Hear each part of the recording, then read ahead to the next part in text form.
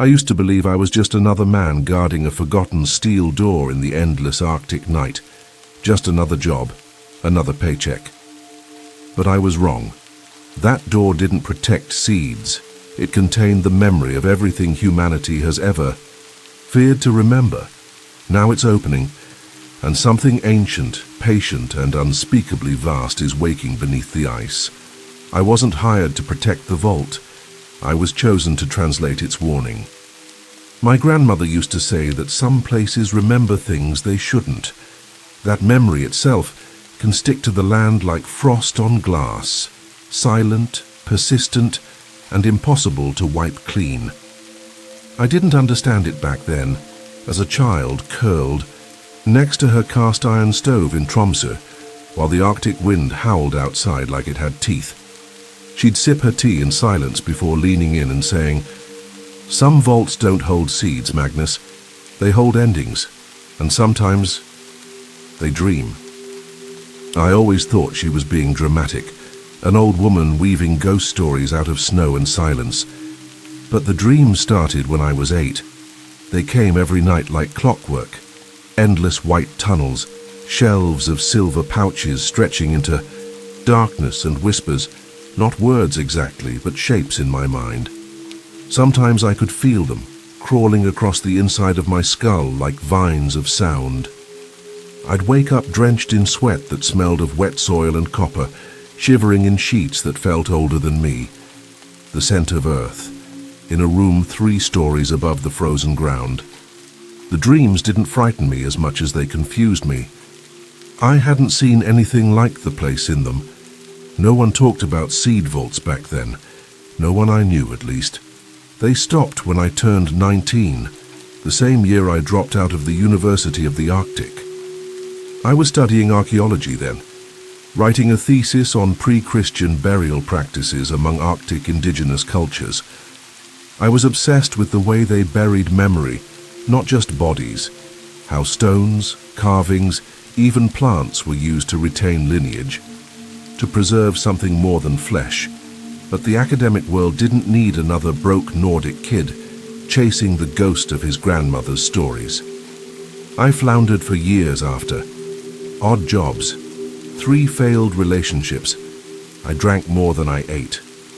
And by 25, I'd managed to rack up more debt than I could pronounce in Norwegian.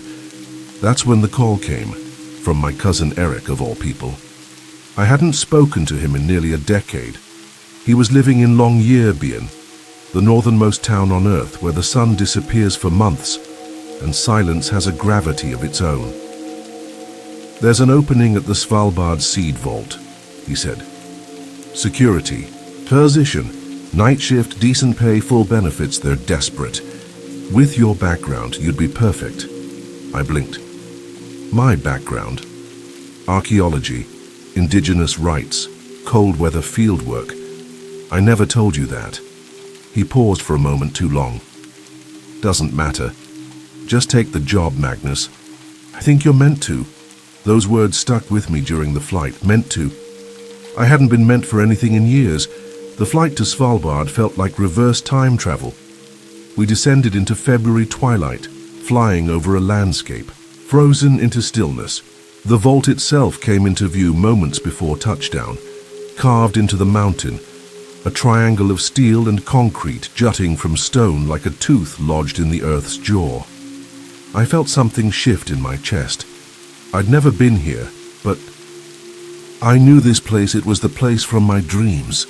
Longyearbyen is a strange town. Population 2,100 and counting. No one is born there, no one is allowed to die there. Cats are forbidden, as is outside soil. The permafrost doesn't permit decay. Bodies buried here a century ago still look fresh enough to whisper. They say, the town is a line between the living and what refuses to rot. But the vault, that's something else, that's beyond lines. I spent my first week lodging at Mrs. Jensen's guest house on Postbox Street. She was in her 70s, small and composed, with eyes like cracked ice and a reindeer stew that warmed you down to your bones. She never asked why I'd come. She already knew. One night, over weak coffee and thick blankets, she turned to me and said, Your grandmother was Astrid Henriksen, wasn't she? I nearly dropped my cup. How do you know that? She stayed here. Once. 1983, I think. Quiet woman. Had dreams. Said she needed to leave something behind. She stood slowly, went to the cellar and returned with a box. It was carved wood, bound in copper, sealed with symbols I couldn't read, shapes that made my head ache if I stared too long. Inside was a journal wrapped in old sealskin. I recognized the handwriting instantly, my grandmother's. Slanted, brushed familiar. The last entry was dated the day before she died. Magnus will understand when the time comes. The vault chooses its own. I didn't sleep that night. Her journal didn't read like fiction or folklore. It read like documentation. Expeditions before the official construction of the vault. Caverns beneath the ice, where people stored more than seeds. Bone tools that vibrated in the dark. Stone tablets that made sounds when you blinked. Vessels that whispered in your sleep if you weren't careful. She'd written of finding one. Something she called a memory seed. Not just a vessel for life, but a recorder of purpose. And beneath the layers of frost and steel and scientific protocol, the mountain still listened. That phrase repeated through her notes. The mountain listens. The seeds remember. The vault dreams. The next morning I hiked to the vault. It was my first official day. The sun never rises in February in Svalbard. The world was painted in infinite shades of blue. As I approached the triangular mouth of the vault, my breath fogged the air like smoke and my boots crunched over snow so dry it squealed. The closer I got, the more my pulse echoed in my ears. Like a second heartbeat was forming in the ice around me. I had been here before. Not in body, but in blood. The entrance to the Svalbard Global Seed Vault looked smaller up close, but no less imposing. It jutted from the mountain like a shard of the future stabbed into the past, triangular, metallic, indifferent. The air outside was 40 predux, and each breath felt like inhaling splinters. I stood in front of it for a long moment, unsure whether it was the cold or something else that made my hands tremble. Dr. Anna Vulov met me just inside. She was younger than I expected, maybe mid-30s, with a taut precision in her voice and movements. Her accent hinted at Eastern Europe, Russian or Estonian maybe, but her words were clipped, efficient, and unmistakably scientific. "Welcome to humanity's backup plan," she said without smiling. Her breath fogged between us, visible for only a second before disappearing. "I'll give you the walkthrough. The night shift is usually quiet." Usually, she handed me a laminated card as we stepped deeper into the corridor. The temperature remained frigid, but the lighting shifted. Soft amber pools cast every 10 meters, alternating with vast zones of shadow. We passed steel doors marked with access codes and biohazard symbols. No windows, no exits. Just concrete swallowing us deeper into the earth.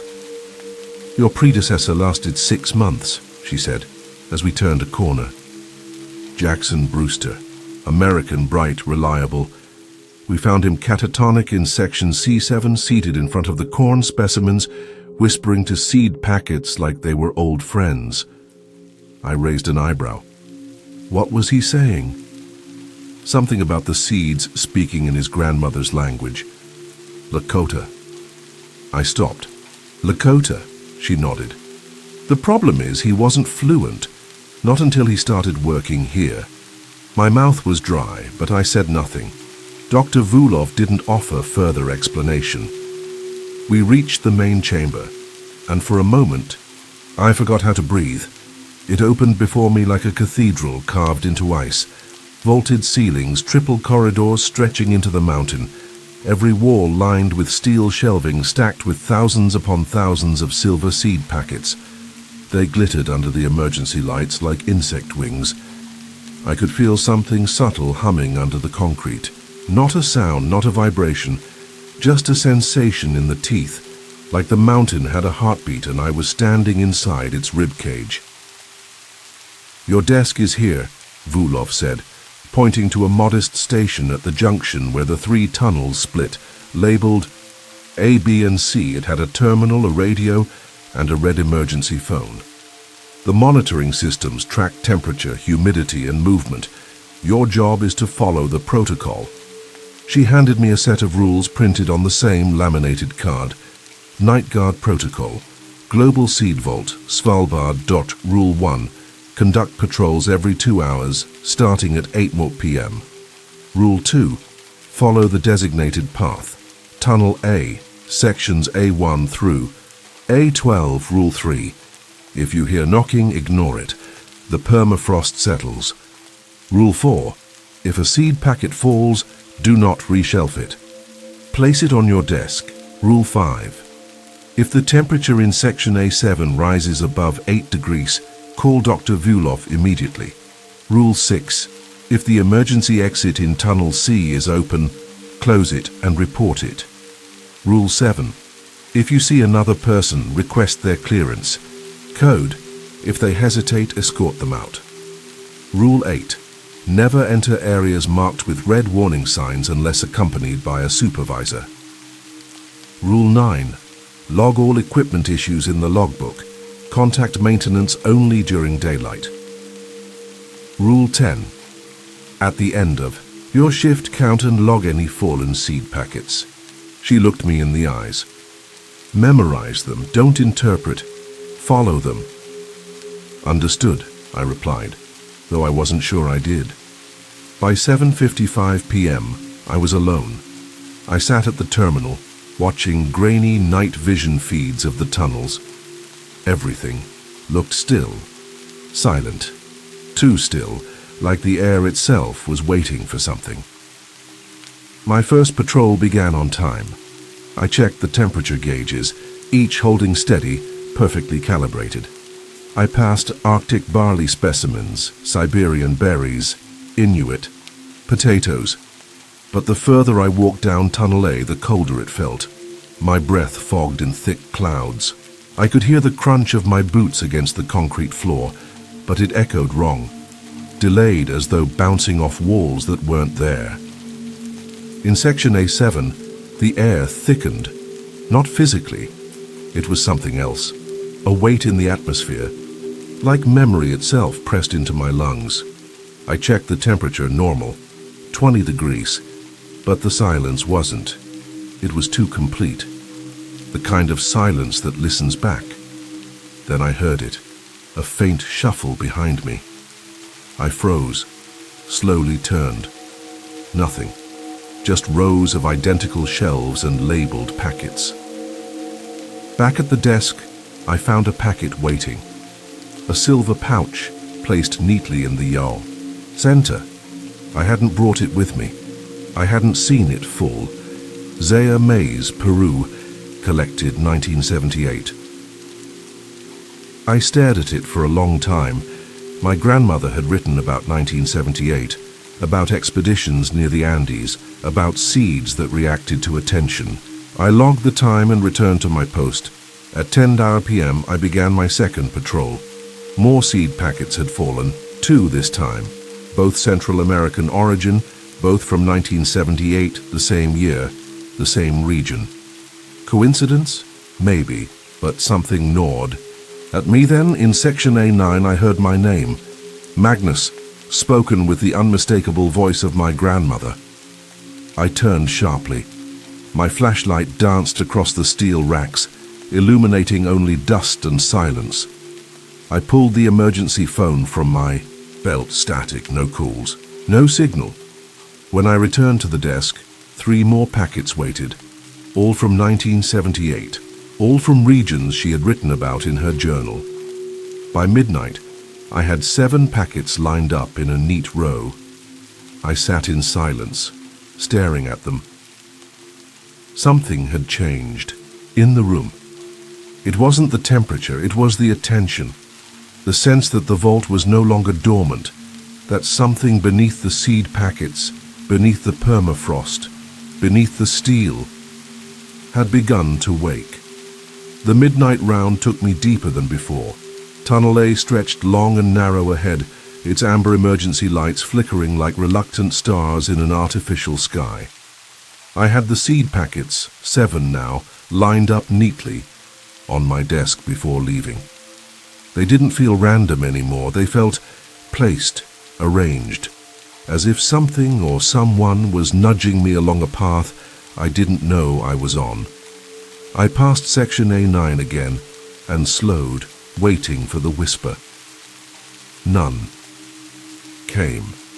But something else caught my eye: labels. The shelves in A12 at the farthest reach of the tunnel were different this time. The standard printed barcode stickers were missing. In their place were faded, handwritten cards tied with sinew and string. Some were in English, some in languages I didn't recognize. One label had characters that danced at the edge of my vision, never quite readable unless I looked away. Then I saw it, a label written in the same spidery handwriting as my grandmother's journal. Hordeum spontaneum, collected, Svalbard expedition, October 1983. Warning: nocturnal activation. Handle with extreme caution. I felt the air shift, thicker, warmer. My breath no longer fogged, though the thermometer on the wall still read 19 degrees C. That shouldn't have been possible. I stepped closer, and my flashlight dimmed as though the very air swallowed its light. I reached for the packet, fingers trembling. That's when I saw the red triangle. It was small, almost hidden at the corner of the shelf. A warning sign. One of the rules flashed through my mind: never enter areas marked with red signs without Dr. Vulov present. I pulled my hand back. The light flickered again, and when I checked my watch, it was 12:47 a.m. Time to return. But when I turned around, something was wrong. Tunnel A didn't look the same. It stretched longer than before. The lighting, those familiar amber pools, were dimmer now, flickering irregularly. And the shelves, there were more of them, dozens more. Shelves that hadn't been there minutes ago. Each held packets marked with unfamiliar writing, glowing, faintly like phosphorescent fungus. I started walking, fast but not running, heart thumping in my ears. The shadows were thicker between the lights, as if they resisted being lit. The floor beneath my boots no longer felt like concrete. It felt like stone, cold, uneven, carved by something older than tools. When I finally reached my station, I exhaled in one sharp breath. But what I saw made my blood run colder than the permafrost outside. 15 seed packets were now stacked. On the desk, I hadn't collected 15. I sat slowly, pulse pounding in my throat. I logged the event, each packet's region and date. They weren't all from 1978 anymore. Some were older. Some had no collection date. One was marked simply, Sapmi, origin unknown. Another, disturbingly, had no label at all, just a symbol, concentric spirals like ripples in a black lake. I was reaching for the radio when the computer monitor flickered. The night vision feeds distorted. Static smeared across the screen like wet ink, then cleared for one chilling second to show something else. It wasn't a feed from any section I recognized. The camera showed a cavern, its walls rough and wet, not concrete but stone. Shelves were carved directly from the rock. Figures moved between them, slow, deliberate, wearing heavy parkas with fur-lined hoods. Their movements were eerily synchronized, like a ritual performed in muscle memory. The screen blinked back to normal. My breath caught in my chest. I checked the timestamp, 37 a.m. I leaned back, trying to steady myself. I wasn't imagining this. Something was changing. The vault wasn't just preserving life. It was responding. At 2 a.m., I started my next round. But this time, Tunnel A didn't lead to Tunnel A. The walls changed. Smooth concrete gave way to raw, ancient stone, etched with shallow carvings and worn symbols. The air was damp and earthy, rich with a scent that didn't belong in a climate this cold, like moss and firewood, like history. Emergency lighting no longer worked. Instead, iron sconces flickered with actual flame. Torches. I stared at one, wondering how it was burning. There was no fuel, no smoke, just dancing fire that cast long, impossible shadows across walls that seemed to breathe. I kept walking. The shelves here weren't modern. They were ancient, built into the walls themselves, holding bundles wrapped in leather, bone, and bark. Some were clay vessels sealed with resin, etched with symbols that shimmered when viewed from the side. And then I wasn't alone. Figures moved ahead of me, just beyond the edge of torchlight. They weren't guards. They weren't scientists. They were 6 people, dressed in traditional Arctic garments, reindeer hide, fur boots, carved antler ornaments. I couldn't see their faces. Their hoods were deep, shadows obscuring their features. But they moved with familiarity, passing from shelf to shelf as if tending a living thing. I froze when an older woman stepped into my path. She held a carved staff adorned with feathers and stone beads, and when she began to hum, I recognized the melody. A lullaby, one my grandmother used to sing when the power went out during storms. I stepped forward, heart pounding. She looked up, and I saw her, young, perhaps 40, eyes like frozen lakes, a face I knew from photographs, though I'd never seen. Dead like this, alive, vibrant. "Astrid?" I whispered. Her lips curled into a sad smile. "You came back. I've never been here before. Haven't you?" She turned, motioning for me to follow. We passed deeper into the stone corridors, where the air shimmered with unseen currents and time felt loose, elastic.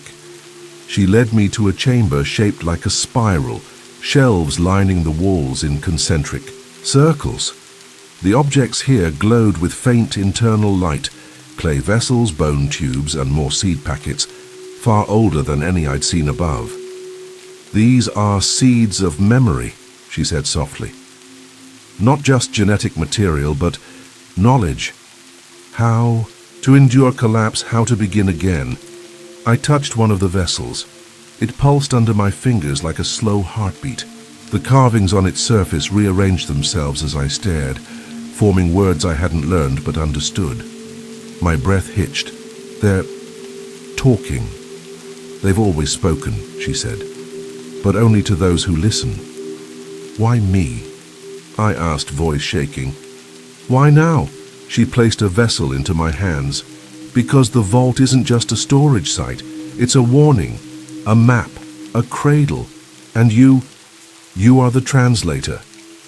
"What am I translating?" She looked at me, truly, looked, and her eyes were older than they should have been. The countdown. Something shifted then. The walls began to bleed back into concrete. LED lighting flickered through the torchlight.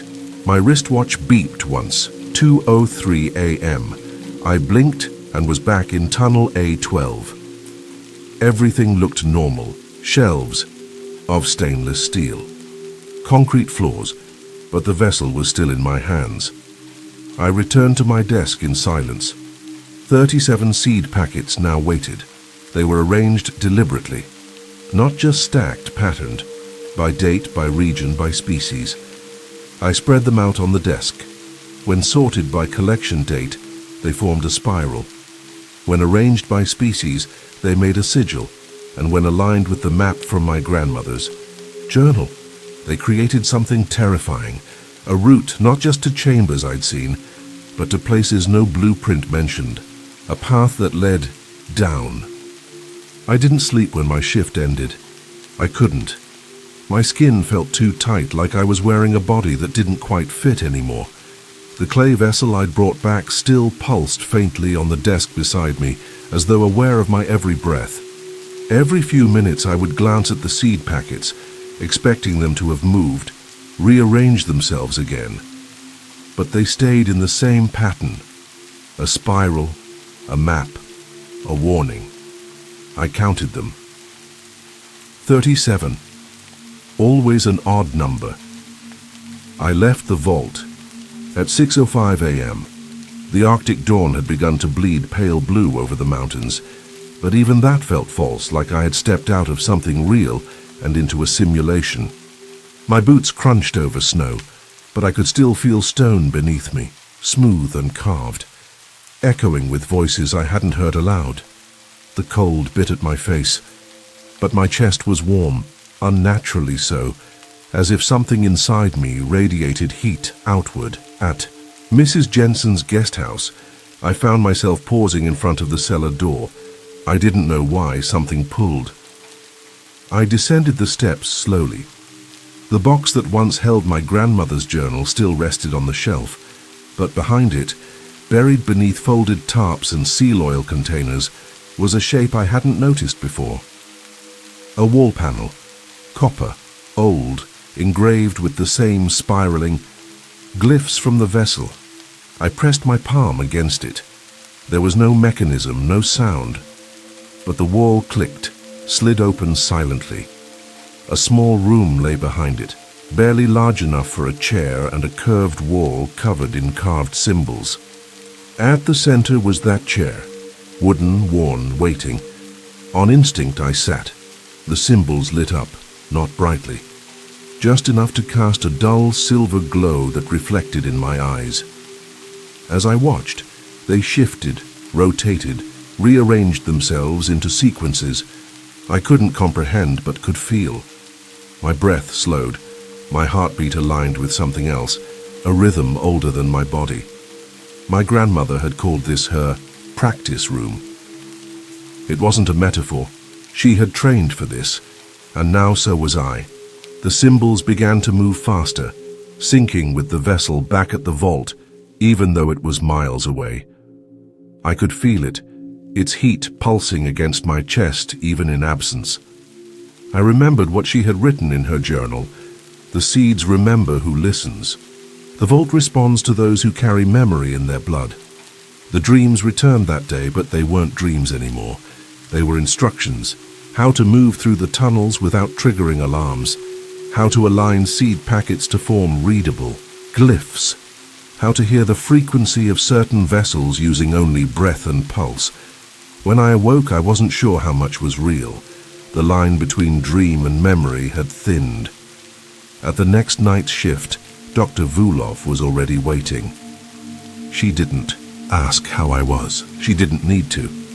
"You've started seeing them," she said flatly, almost with a kind of resignation. "The ones in the stone corridors," I replied. "And the spiral." I nodded. She handed me a folder. Inside were photographs, some black and white, some infrared, others grainy satellite composites. Each showed carved chambers beneath the vault, places not on any blueprint, not in any government record. "These are what we call the echo levels," she explained. "Stone beneath stone. We've only mapped the first 3, but according to seismic feedback, there are 9. I exhaled, but my breath didn't shake. "And you've never gone further?" "We've tried. But the levels shift. Paths change. We get disoriented, lost. Some never return. Others come back changed. Like Jackson." She hesitated. "Yes, but not like you." He heard them. "You're reading them. That's different. That's what the systems seem to be waiting for." I looked at her, really looked. Her face was pale, sleepless.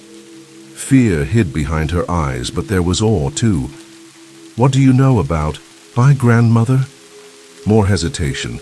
She was part of the first unofficial expedition into the vault site, before it became public knowledge. Before construction, she was the first to hear the seeds, and the last to survive exposure to the 3rd level. I felt my mouth go dry. Why didn't anyone tell me? Because no one else could understand what she left behind. Until now. Later that night, during my 2 a.m. round, I passed section A7 and paused, not because of sound or temperature, but because I felt something behind the wall. A soft vibration, like something breathing. The air tasted different, damp, but full of minerals, like standing in a cave mouth. I followed it. Not the hallway, the pool and the wall opened. Not physically. It just wasn't there anymore. Stepped through into stone, again. And this time I descended. This time I didn't find the chamber by accident. The spiral was waiting, lit with glyphs. Each pulse of the symbols matched my heartbeat. I carried the vessel from the previous shift, and now it pulsed brighter, synced. The same concentric spiral that had appeared in the packet arrangement was etched on the floor. At the center stood a pedestal, and on it another vessel, this one larger, heavier. When I touched it, my knees buckled. Images slammed into my skull, visions of fires across tundras, of stone cities drowned in rising seas, of people carrying vessels through wastelands of ash and bone. A child pressing a glowing seed into dead soil, and a tree growing in seconds. Language flowing like water across the surface of skin. Plants that whispered strategy to farmers. Songlines that translated mathematics. DNA woven with memory. Then I saw myself, Magnus Henriksson, but not just as I was becoming. The translator, not of language but of meaning, not of symbols but of destiny. I fell back, breathless, eyes wide, heart galloping, and then calm. It all made sense now. The dream that started at 8 years old wasn't fantasy. It was orientation. The rules were never about safety. They were containment protocols, not for me. For what was below, but I wasn't meant to obey them forever. I was meant to understand them. By the time I returned to my desk, 49 seed packets had fallen, but this time I didn't log them individually. I arranged them. Alphabetically? No. By species? No. By sound. When I hummed softly, an old lullaby from my grandmother, the packets seemed to hum back, and they fell into place, creating a symbol that glowed faintly under the desk light. Not random, never random. The vault wasn't malfunctioning, it was speaking, and now finally someone was listening. That night, I didn't wait for the shift bell. I arrived at the vault early, the clay vessel in my chest pocket pulsing faintly with a warmth that had grown familiar. It wasn't just an object anymore. It was a companion, a compass, a language I had begun to understand not through translation, but through resonance. The moment I stepped inside, the air around me changed. It recognized me. I was no longer a visitor. Dr. Vulov met me in the central chamber. Her expression had softened in the past 2 days, from cold clinical control to something closer to reverence, or perhaps worry. "You've gone deeper," she said quietly, as if speaking louder might awaken the mountain itself. "I found the spiral," I replied. She looked down at the desk. The seed packets I'd arranged the night before still lay, their information undisturbed. She ran a hand along the edge of the table, tracing the symbol. "Do you feel it changing you?" "I don't know," I admitted, "but I feel less like I'm interpreting and more like I'm remembering." She nodded slowly. "Then it's time." Without another word, she handed me a black satchel, small, dense, humming faintly. Inside, I found gloves of unfamiliar material, a thin metallic instrument that pulsed at my touch, and what looked like a clear sphere filled with translucent liquid. "Tools," she explained. "For interaction, not preservation. You'll know what to do when the time comes." There were no protocols for what I was about to do. No chart, no command center. Just the path and the knowing. I entered Tunnel C this time, past the emergency exit that was supposed to always remain locked. It was already open. This wasn't the way to Tunnel A12. This was lower, beyond mapped corridors. The air chilled, then warmed again as I descended. And the lights, amber LEDs, faded behind me, replaced by torches in iron sconces that flickered without flame or fuel. The deeper I went, the less time seemed to exist. Stone walls replaced concrete, carved with spiraling patterns and interlocking glyphs that whispered comprehension without language. My mind no longer fought to interpret. The meanings came unbidden. After 20 minutes of descent, the corridor opened into a vast hall. It took my breath. I stood at the threshold of the second layer. It was unlike anything I'd seen, even in my dreams. The hall was cathedral-like, but not in structure, rather in presence. Reverent, hollowed. The walls rose high, vanishing into darkness, and were lined with alcoves. Each alcove contained a collection: vessels, tools, books made of bark and fiber, masks carved from antler and obsidian. Some items shimmered faintly, others pulsed like heartbeats. I knew instinctively that these weren't just stored artifacts. They were still in use. I stepped forward and they came, not all at once, quietly from the shadows, the workers. At first, I thought they were people in traditional Arctic clothing, their faces obscured by fur-lined hoods. But as they moved closer, I realized their motions were too smooth, too synchronized. Their bodies were wrong. Not disfigured, but refined, longer. Limbs, joint angles just slightly off from human. They didn't walk so much as glide. And their eyes, when I finally saw them, held depths that went too far inward, like looking down a well that had no bottom. They made no sound, no greeting. But they acknowledged me, with a slow nod all at once, then turned their attention back to their tasks. Each was tending something. A vessel being sealed, a seed packet being inserted into a material I couldn't identify, a machine, if it could be called that, humming softly, made of wood, metal, and something that resembled bone. I watched as one worker held his hands over a glowing clay container. His fingers moved in patterns I didn't recognize, part sign language, part musical conducting. The glyphs on the container shifted in response, aligning into forms that made my breath catch. I understood them, not as words, but as intent. Preserve, transmit, await. One worker approached me, taller than me by a head, wrapped in hide stitched. With what looked like glowing thread, she carried something in her hands, a vessel sealed and vibrating. She extended it. My hands shook as I accepted it. The moment it touched my skin, images poured into me, flooding without warning. Not visions this time. Processes. How to prepare soil poisoned by radiation. How to modify root structures for maximum nutrient retention.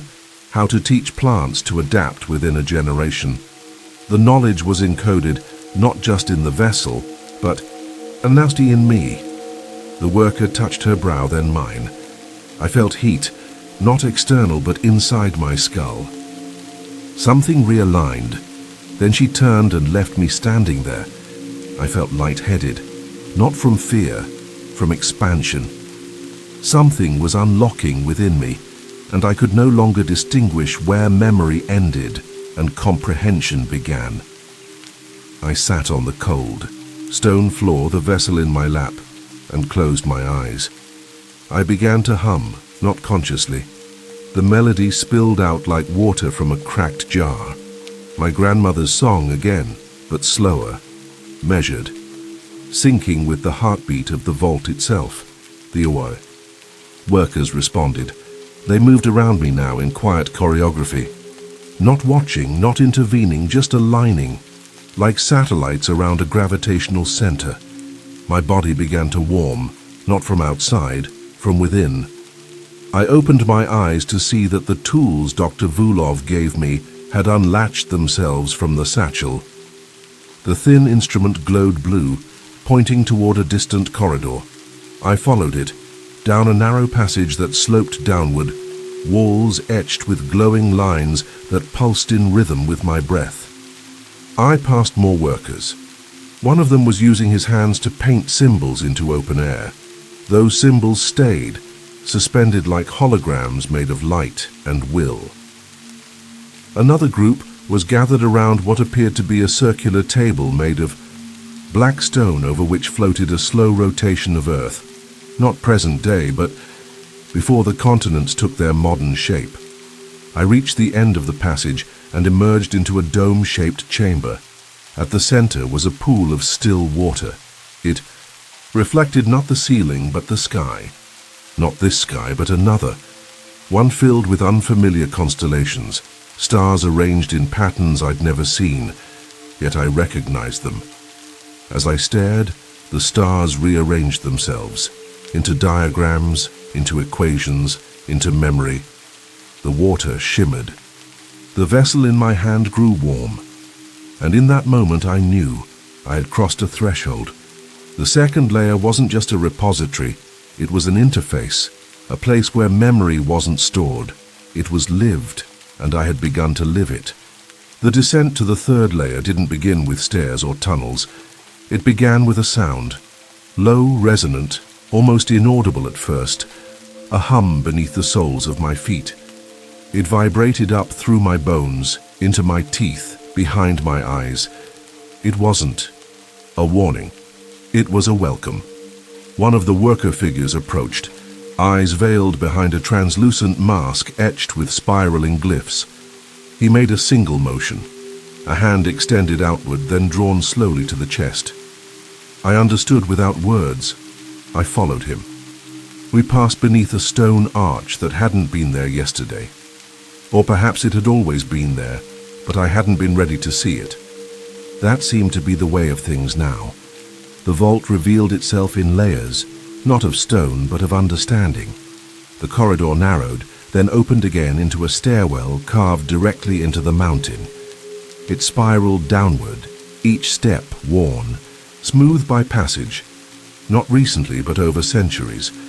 The walls glowed faintly, not from embedded light, but from lichen or fungi that pulsed gently with bioluminescent rhythm. I stopped trying to question it. The vault was alive in ways that transcended biology. As I descended, my thoughts no longer arrived in language. They came as impressions, intuitions wrapped in scent and sensation. I could feel the knowledge I'd absorbed from the previous vessel integrating into my nervous system. I didn't just remember, I became the remembering. The air shifted as I reached the bottom. Warmth, scent, sound. The third layer wasn't a library. It was a workshop.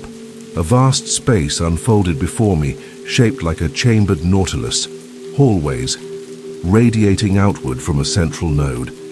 Everywhere figures moved with calm precision, operating machines that defied categorization. They weren't mechanical, nor fully organic. They were something in between, living systems built from both intention and instinct. They grew, shifted, breathed.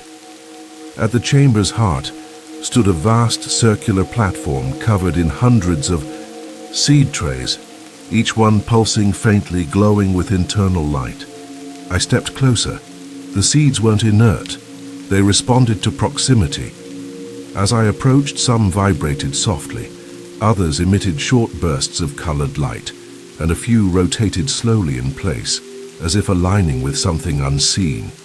Their shells were etched with patterns that moved like oil on water, never static. I didn't need explanation. These weren't just for agriculture. These were memory seeds, plants that think, my grandmother had once written, crops that remember, grains that whisper back. One of the workers, slender, draped in bark-like fabric, gestured for me to observe. I watched as she lifted a single seed from a tray. It glowed pale green in her fingers, and with a flick of her wrist, she touched it to her temple.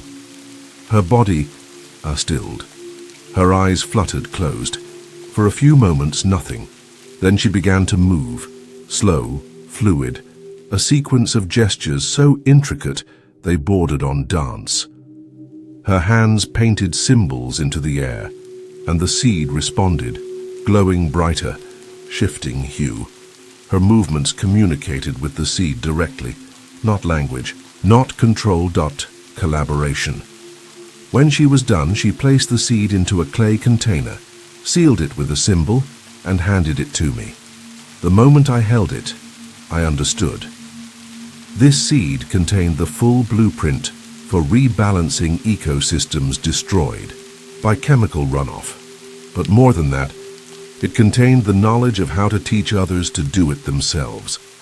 Not just the science, the stories required for memory to survive transmission. This was the new form of instruction, biological storytelling. The seed vibrated once, then fell silent. Another worker approached, an elder, his face painted with fine, golden lines that shimmered under the vault's living light. He gestured toward a second corridor. I followed. Here the work was different, less focused on external ecosystems, more internal. I entered a room that pulsed like a heartbeat. In the center stood a series of tall vertical chambers, transparent, filled with swirling mist. Inside each floated a human figure in deep stasis. Their bodies were lean, tattooed, connected to the walls by fine filament threads that glowed with slow pulses of light. I stepped closer. Their skin moved slightly, not with breath, but with reading. The glyphs carved into the walls shifted as the threads transmitted something into their bodies. One of them looked like me, not exactly, but close. His jaw, his posture, even the scar under his chin, like the one I'd gotten at age 16. But his eyes, closed now, were surrounded by lines of ink that pulsed with faint silver light. I felt dizzy. "These are the ones who remain," a voice said behind me. It wasn't spoken aloud. It arrived in my mind, like memory dressed in someone else's thoughts. I turned. The elder stood silently, and I realized the voice was his, transmitted directly. Not telepathy, something older, more intentional. They chose to become part of the knowledge system itself, he explained. Their memories are alive, stored in the seeds, echoed in the walls. They are not dead, not dreaming, not alive as you know it. They are available. For what? I asked aloud and silently. To teach, to prepare, to evolve. My pulse quickened. And I meant to join them. He tilted his head. Eventually. But your role is not to remain. It is to bridge. Not just between levels, but between ways of being. My knees felt weak. I sat on a bench carved from petrified wood and stared at the figures in the chambers. I had thought I was descending into memory, but I was being reconstructed. What happens when I reach the 9th level? I asked, though I feared the answer. The interface completes. The translator becomes more than translator. Becomes what? The elder said nothing, but I already knew. Not a god, not a machine, not a human, a conduit, a species-level transition. The workers continued about their tasks, unconcerned with my spiraling thoughts. They had made their choices long ago. This was not a place for hesitation. It was a place for integration. I returned to the center of the chamber, where the memory seeds awaited. One had begun to glow on its own. I picked it up, and for the first time, it spoke clearly. 3 days remain. The roots are reaching. The convergence approaches. The seed pulsed again, once, twice, then stilled. I felt the words etched into my bones. I wasn't just remembering anymore. I was becoming. I never walked to the 9th layer. I woke up there. Remember closing my eyes in the 3rd layer's chamber, clutching the seed that whispered of roots and convergence. My body had pulsed once, like a muscle twitch or a gasp through the spine, and everything went dark. No pain, no transition, just the absence of boundary. I had not been moved. I had been rearranged. The floor beneath me was neither stone nor metal. It was flesh-like, warm, pulsing in rhythm with my breath. Except I soon realized I wasn't breathing, not in the way I once had. I was sustained, but the lungs inside me no longer expanded. The air in this place was not oxygen. It was signal. The ninth layer wasn't a room, it was a being. I stood, if standing is even the right word anymore, on a shifting membrane inside something vast, something conscious, something old. No walls, just distant undulations of organic pillars stretching beyond sight, bathed in dim bioluminescent glow that blinked like neurons firing in a dreaming brain. And I was inside the dream. At the center of the chamber was a single column, wide as a tree trunk, rising through every layer of the mountain, I realized. The spine, I called it, though I never learned its real name. Glyphs flowed along it like blood. They weren't static. They were moving up, pulled by some force, and each time one passed near, I felt it. Memories, not mine, not anyone's, all. Of them. Every forgotten language, every lost species, every extinction-level event hidden beneath myth or fossil, encoded here. And as they passed, I began to remember them as if I had lived them all. The loss of the sixth sun in the age of obsidian rain, the betrayal of the marsh folk who sealed their gods in amber, the spiral language taught to birds before feathers knew, color. All of it was mine now. No barriers, no interpreter needed. I was the memory, and then I saw them, not workers, not even ancestors. The originals. They weren't humanoid. They weren't symmetrical. Their bodies shifted as I watched. One moment insectoid, the next like sculpted mist, the next like clusters of geometric bone. Each form revealed an intention, not a biology. They were expressions of functions, preservation, calibration, recursion. They floated around the spine in stillness, facing it as if in worship. But I knew better. They weren't worshipping. They were listening. They were waiting for me. One turned, if turning was even the right word, and faced me fully. Its face rippled into a series of mirrored surfaces. I saw myself reflected, once then fragmented into dozens of forms. Magnus as child, Magnus as worker, Magnus as seed. You are the final conductor, it said. The words bypassed language. You arrived by remembering forward. I tried to speak, but my thoughts collapsed into static. My identity was buckling under the weight of absorption. I didn't ask for this, I managed. No, but you were grown for this. And then I remembered. Not just my life, but my origin. My family wasn't chosen randomly. My grandmother's glyphs, my father's silence, my mother's inexplicable intuition. We weren't just caretakers of memory. We were designs of it, a lineage crafted by the vault's will, passed down across unknowable generations. Every story told at the fireside, every lullaby in the wrong key, every dream about shadows under ice, they were all code, and I was the final line in that code. A translation that had become the language. The originals surrounded me now. They formed a circle, not for containment, for completion. From the center of the spine, something began to descend. A seed, unlike any I had seen. Black, fractal, hovering. It moved without propulsion, emitting no light, but consuming the very meaning of space around it. It came to rest above my chest. Will you carry it? They asked, though no mouth moved. This is not a burden, they clarified. This is your correction. I nodded, not out of bravery, out of inevitability.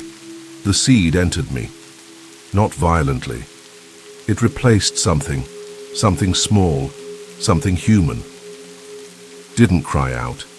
I exhaled memory. Everything I had known dissolved into pattern, and the pattern became music, and the music became design. The originals began to fade, their task complete. The ninth layer dimmed, not into darkness but into resolution. I collapsed, or perhaps I was planted. I awoke on the surface 3 days later, wrapped in a thermal blanket outside the vault entrance, the snow gently falling. Dr. Vulov sat nearby, unmoving, eyes fixed on the horizon. She didn't ask where I had been, she only asked, "Did it accept you?" I opened my mouth to answer, but the words no longer came from me, they came from it, and she wept. Because she knew. The seed was now active, and so was I. I didn't return to the vault after that. Not in the traditional sense. My body moved through. The northern snows, yes. I was still Magnus, still flesh, still man, but only in shape. Beneath my skin the seed had taken root, and with it an entire lineage of knowledge, geometry, and intention was germinating. My mind didn't feel crowded. It felt organized. Every memory categorized, cross-referenced with echoes of other lives, millennia old, species forgotten, still speaking through the data-laced roots of ancient grain. I didn't sleep. I remembered, all night. Every night, memory flowed through me like breath once had, effortless, vital. Each recollection was no longer a backward glance, but a constructive function, a code that ran on emotion, myth, and biology all at once. I was the sum of everything. The vault had preserved, and now I was also the interface. The convergence was near. I knew this not by prophecy or sign, but by resonance. I could feel the vault humming, not metaphorically. The very crust of the earth sang with increasing frequency, inaudible to most, but as clear as birdsong to me. Not all frequencies were beautiful. Some were warnings, some were commands, and some were prayers. When I returned to Longyearbyen, people didn't recognize me. The postmaster said, "You've lost weight." The grocery clerk stared too long at my eyes. One man crossed himself as I passed. I didn't blame them. They were sensing it, some primal recognition that the man they had known was no longer just a man. I spent the next week building, not tools, not machines, structures. Out in the tundra, I began erecting towers of wood and ice, carved with precise glyphs. I didn't draw them from memory. My hands simply moved. Each tower was tuned to a frequency, and as they rose, they began to call. Not loudly, not to the sky, but below, and the mountain answered. One by one, people began dreaming the same dream, of spirals, of tunnels, of faces without names, speaking. In languages they had never learned but instinctively understood. A woman came to my camp, Elena, a linguist I had once met during a conference in Helsinki. She was shaking, holding a page of symbols I had never shown her. She had drawn them in charcoal during a nightmare, then recognized one of my towers on a blog post. She had walked for miles. "They're speaking to me," she whispered, eyes wide. But not in words, in shapes. I placed a seed in her palm. It pulsed once, then twice. Then she stopped speaking altogether, and she listened. After that, more came. A child who hadn't spoken since birth, now humming in spirals. An old man with dementia, who suddenly remembered the name of every animal he'd seen in his youth, and described each one as if it was sacred. A pair of twins who moved in absolute sync, their motions echoing the dances I had seen in the second layer. We weren't becoming a cult. We were becoming a network, each person attuned to a different frequency, each seed inside them unique, each tower acting like a tuning fork, broadcasting. Invitation to the minds just barely ready to receive it. We didn't recruit, we resonated, and the vault responded in kind. I returned one night to find the entrance had changed. It no longer resembled a structure. It looked like a wound, a clean incision in the mountain pulsing gently with organic light. The steel had receded, the stone had softened, the vault had opened its skin, waiting. Inside, the temperature was perfect, not for preservation but for germination. Dr. Vulov was already there. So were the originals, though now they appeared as patterns of shadow against the walls, flickering like ancient firelight on cave paintings. They didn't need bodies anymore. Their purpose had reached the final stage. The convergence is not destruction, she told me. It's delivery. To what? To everything. And she stepped aside. At the heart of the vault, in the first chamber, where once I'd sat, alone at a metal desk, there now stood a living tree, tall, leafless, its bark silver and warm to the touch. From its branches hung not fruit but seeds, countless, luminous, each one pulsing in slow, quiet rhythm. They were not replicas, they were adaptations. Each seed was a sentient memory, grown from the understanding of ancient knowledge, but tailored for new minds, new bodies, new worlds, and in the center of its trunk was a hollow, just large enough for one. I approached. My body was no longer trembling. There was no fear, only inevitability. I stepped inside, and the tree closed around me. There was no death. There was migration. My mind flowed outward, not as a soul or a ghost, but as a protocol. My memories unraveled and rewrote themselves across bark, root, and seed. I was everywhere at once. I saw through the eyes of Elina as she built a tower of her own in northern Finland. I felt through the hands of a young girl planting memory seeds in Namibian sand, each one tuned to preserve lost languages. I dreamed through a stasis being in orbit around Europa, awaiting the right atmospheric burst to begin the next garden. I was not Magnus. I was not even a who. I was when I was why. The vault was never meant to store seeds. It was meant to seed meaning, and now its time had come. The convergence was not a moment. It was a ripple across perception, a wave that didn't shatter civilization, but rooted it, deep, subtle, permanent. People began remembering things they'd never learned, humming songs that didn't exist, writing in scripts older than the Ice Age. The sky didn't open. The earth didn't crack, but something tilted, as if the planet itself had realigned. By a fraction of a degree, not physically but in purpose. We didn't lose humanity, we composted it, and what grew from that, we're still discovering.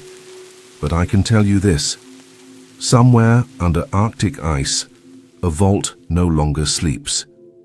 It dreams, and in every seed planted since, it remembers you. I no longer walk among you, not in the way I once did.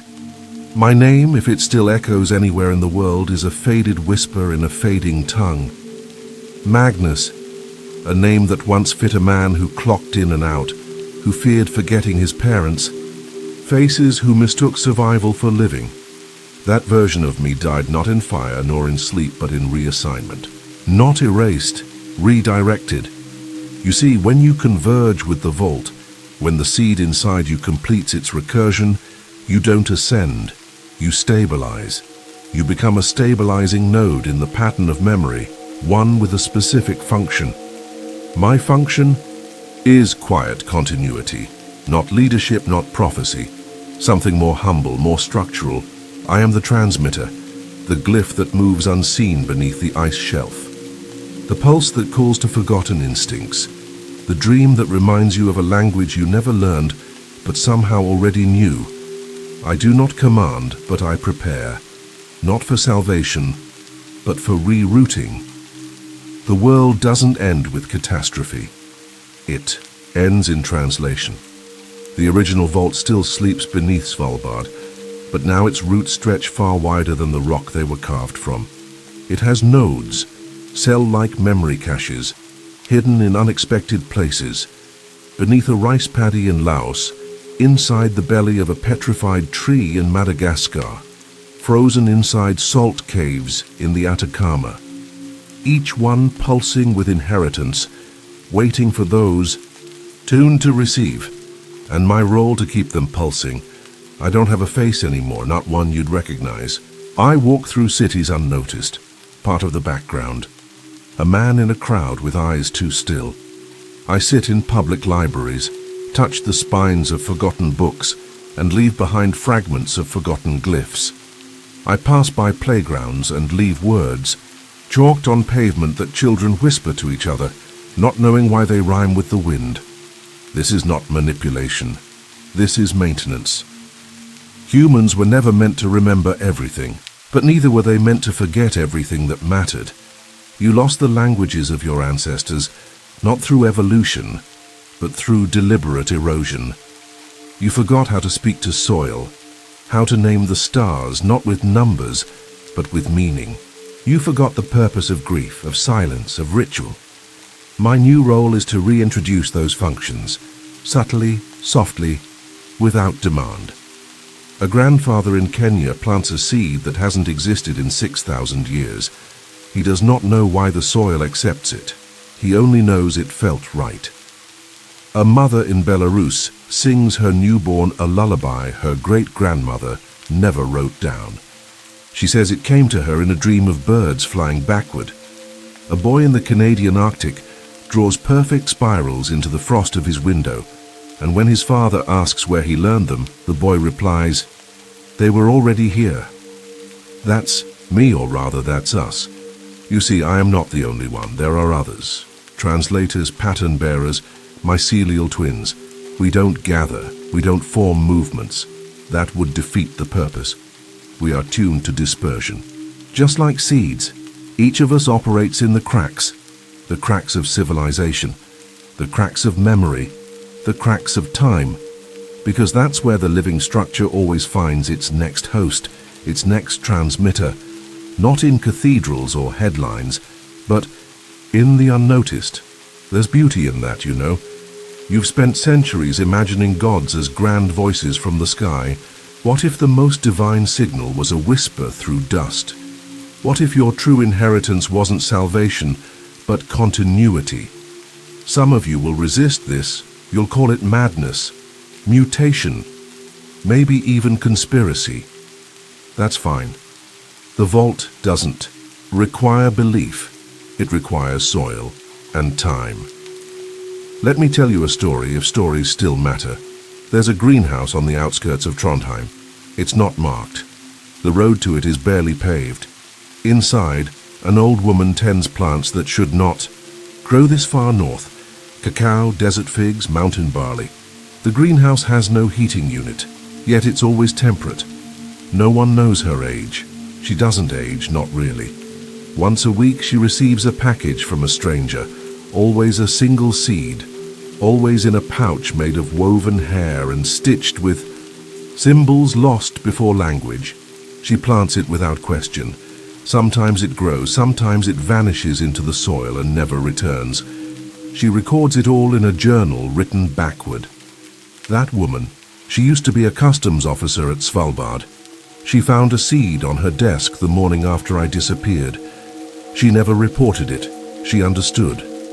This is how the world is rewritten, not through war, not through fire, but through agriculture of memory. Every pattern I leave behind is composted into future myth. Every glyph becomes a seed for interpretation. Some will become philosophy, others songs.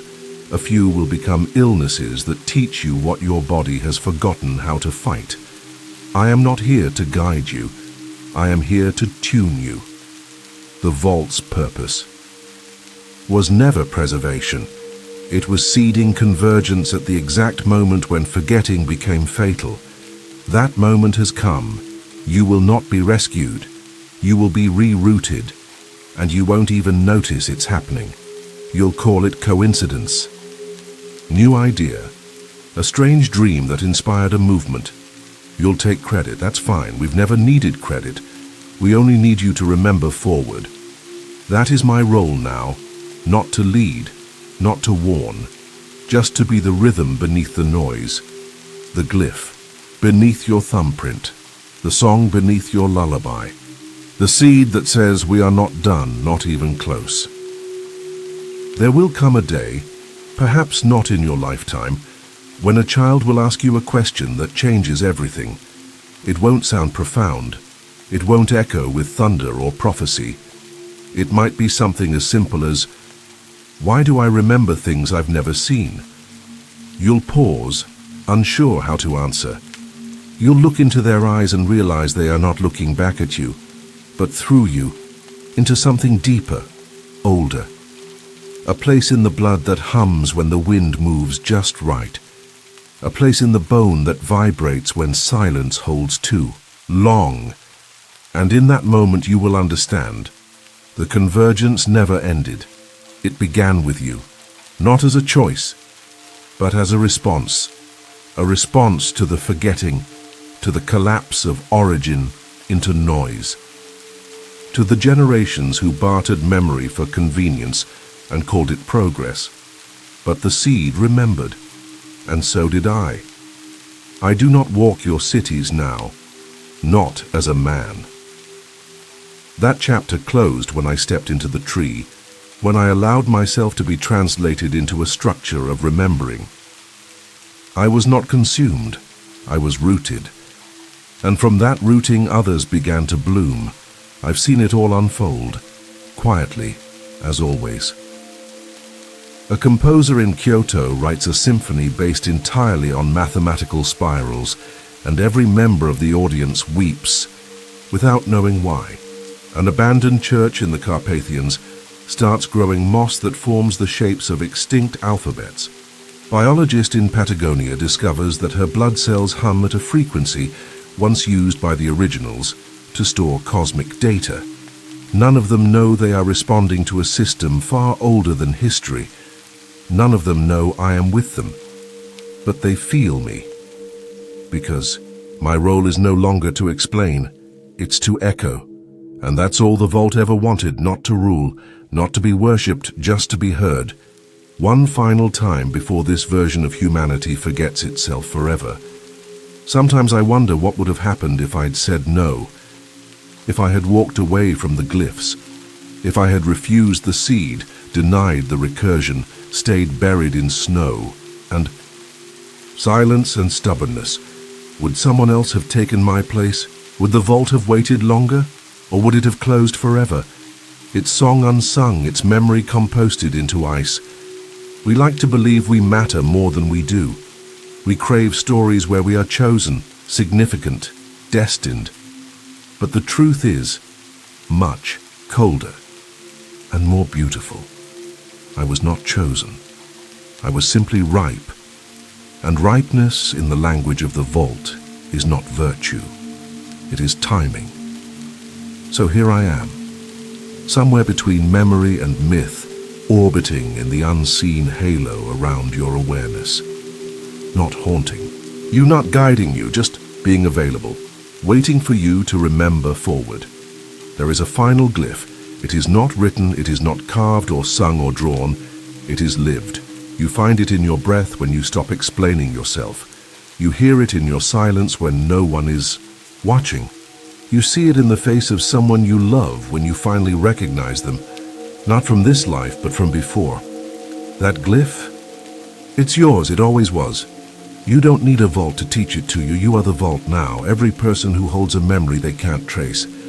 Every hand that plants a seed they've never seen. Every dreamer who wakes up crying, remembering. Stars no telescope can find. We are all transmitters now. No banners, no churches. Just a network of bone and breath and shadow and hum, vibrating in time with a song we forgot how to compose, but never stopped trying to sing.